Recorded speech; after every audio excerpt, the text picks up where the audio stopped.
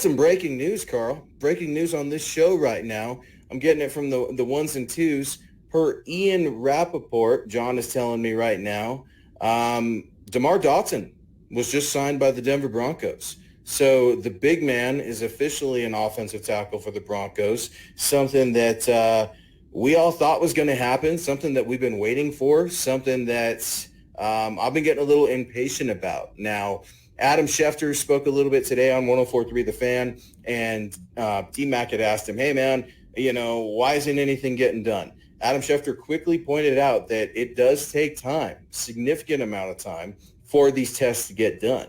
Now, it's not the same thing that it used to be, folks. It's not the same thing where you're just able to fly a guy in and out, give him a physical, and they're signed 12 hours later.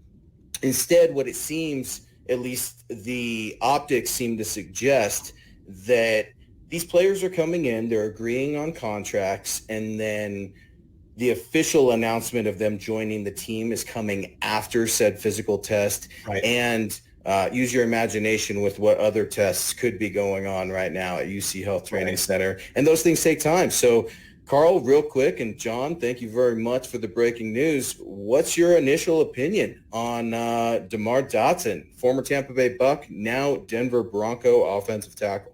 Well, and I did want to talk about the contract real quick.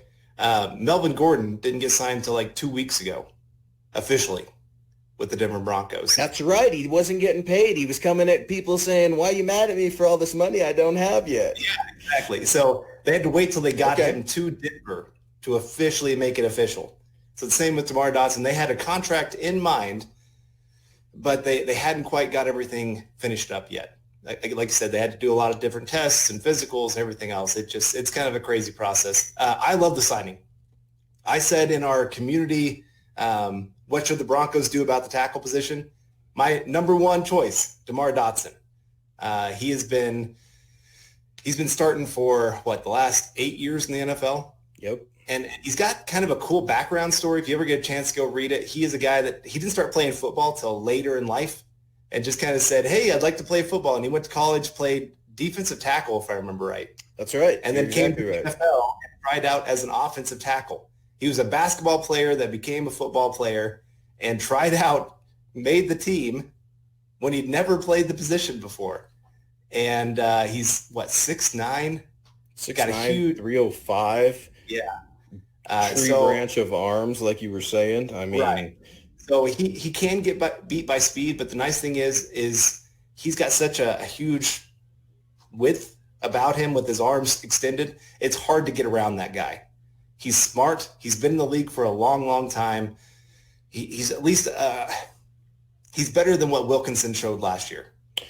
Absolutely. Absolutely. And I want to interrupt you right there because I encourage everybody. Chad Jensen wrote an article about this, about Demar Dotson at milehighhuddle.com, and I retweeted it out earlier today, but you will see it on our site. He breaks that down, and I think where you're going to go next, are you going to go with the Pro Football Focus ratings between him and Elijah? Well, I was going to go to the idea of, okay, Elijah last year, he didn't always know where he was going to be playing. So some of the blame of last year isn't fully on him. Sure. But I mean, I want to take away, he still messed up plenty.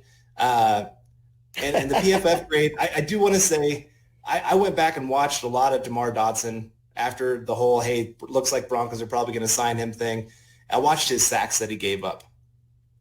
And some of them, I'm like, really, you counted that against him? So, like, there was one where they were playing the Arizona Cardinals, and he was blocking Terrell Suggs. And he had him blocked.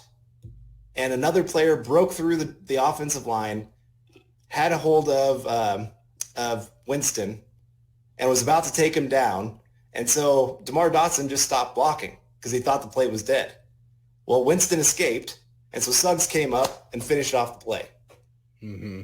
And it was, about 5 seconds into the play. So are you really going to give him that sack?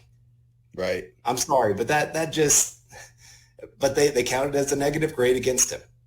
This is where you have to remember the raw stats, they're a beginning point. They're not the full picture.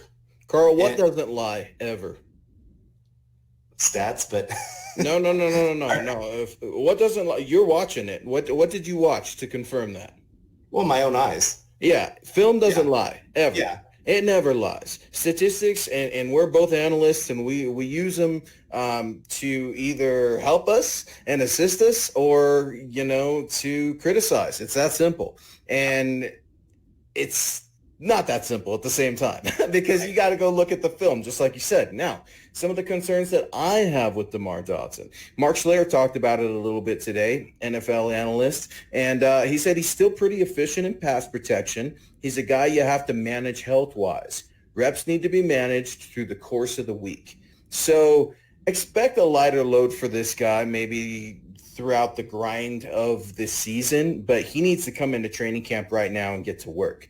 Now, I've got a lot of different questions on how this affects Elijah Wilkinson. One of the big things with Juwan James opting out for me was, while others may have felt Elijah feels very happy now that he has a for sure starting job, I think the guy's got to be frustrated and probably with good reason.